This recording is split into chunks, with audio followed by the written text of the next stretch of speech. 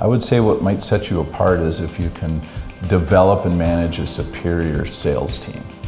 I mean, getting out into the market and bringing your message to folks. I mean, I think what we do at Success is so powerful for our clients is that we literally feel morally compelled to tell people about it because they can't further their mission without the help of technology, and we provide the underpinnings of that, the support that make it like the lights. It's on, it works, it's not an encumbrance to them furthering their mission. So bringing the message to market, starting with a professional sales team, and then learning how to leverage marketing to support the sales teams. So that would be number one. Number two, make sure you got great tools, great processes. Support your people, whether it's the sales team or the technicians or even your back office folks. Have the right tools in place.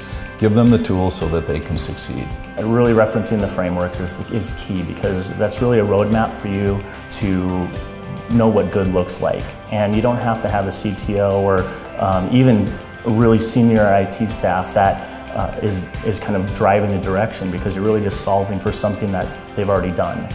So I'd really focus on a framework, whether it's the NICE framework or the CIS controls, something like that that's simple, that you can tie your offerings to, that are solving things. Now that might be from a management side or it might be from the security side, but it's really, here's what good looks like and here's how we're going to get there. Don't be afraid, get out there and beat the pavement. There's nothing replaces good hard work and getting the message around.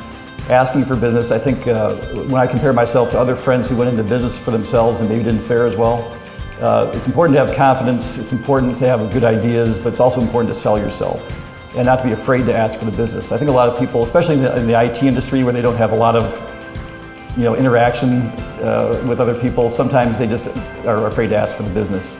I think you have to ask for it, and I'm always surprised at where I got the support from. A lot of my customers became my best salespeople.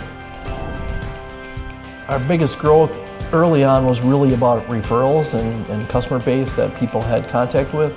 And in the last 5 years, we've really transitioned that to more of a marketing focused acquisition methodology. We've moved from referral to much more of a proactive marketing.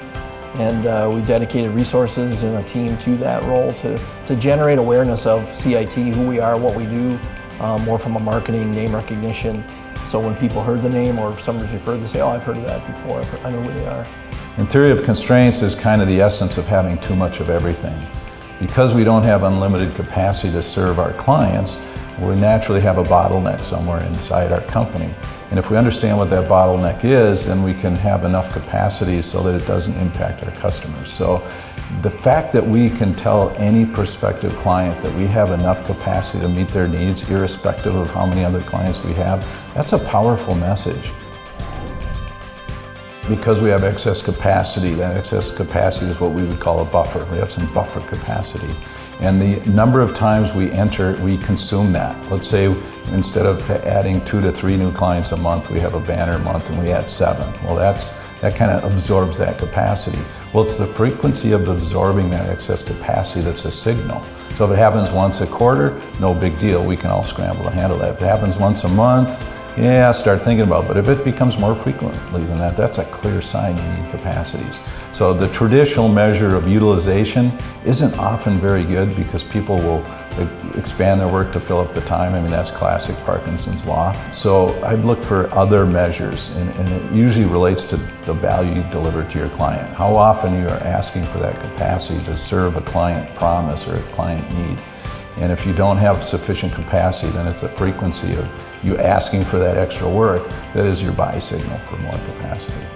You're listening to your customers is the most important thing. The customers are telling us, and we can certainly with our technology, we can tell if we're falling behind in our outstanding tasks or our call logs for our phone system.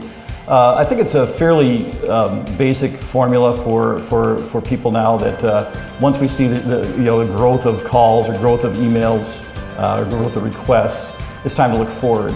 Luckily, again, with managed services, we have the benefit of having long-term contracts with our customers, so we don't have a lot of the pitfalls of some people saying, well, I'd like to hire somebody, but I'm afraid business might fall off. That really doesn't happen with managed services if you're managing your contracts properly. So we've been able to do steady growth. Obviously, we're not the largest company on the block, but we've been steadily growing for 10 years, and we add people every couple of years as necessary.